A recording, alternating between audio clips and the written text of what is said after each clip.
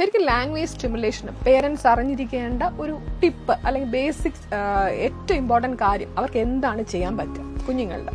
നിങ്ങളുടെ കുഞ്ഞിനോട് എല്ലാ ദിവസവും സംസാരിക്കുക, നിങ്ങളുടെ കുഞ്ഞിന്റെ കൂടെ ടൈം കുറച്ചെങ്കിലും സ്പെൻഡ് ചെയ്യുക. അത് പിന്നെ ഞാൻ എപ്പോഴും പേരൻസിനോട് പറയുന്നത് ഒരു അരമണിക്കൂർ കുഞ്ഞുങ്ങളുടെ കൂടെ എല്ലാ ദിവസവും ഇരുന്നാൽ മതി. 45 minutes is all that I ask. Every day 45 minutes. ആ 45 minutes നല്ല ക്വാളിറ്റി ടൈം ആയിരിക്കണം. ചെയ്യുന്ന കാര്യത്തിന് ആത്മാർത്ഥത ഉണ്ടാവണം. അതാണ് ആ 45 minutes നിങ്ങൾ ചെയ്യേണ്ടത്.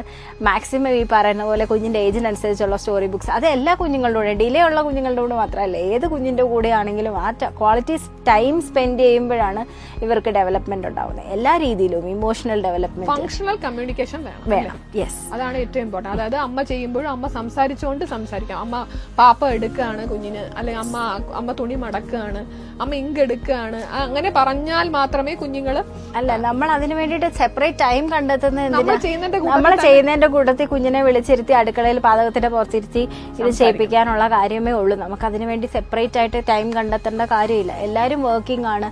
ഇതിനു വേണ്ടി സെപ്പറേറ്റ് ടൈം ഉണ്ടോ എന്ന് ചോദിച്ചാൽ ചിലപ്പോൾ കാണൂല. നമുക്ക് എല്ലാവർക്കും കെയർ ഗിവേഴ്സ് ഉണ്ടാവും വീട്ടിൽ കുഞ്ഞുങ്ങൾക്ക് വേണ്ടിയിട്ട്, വേണമെന്നില്ല. യു ടേക്ക് ആ ഒരു ഹാഫ് ആൻ അവർ നിങ്ങൾ കുഞ്ഞിന്റെ കൂടെ ഭക്ഷണം കൊടുക്കുന്ന സമയം വളരെ ഇമ്പോർട്ടന്റ് അല്ലേ? റിസെപ്റ്റീവ് ആയിട്ടുള്ള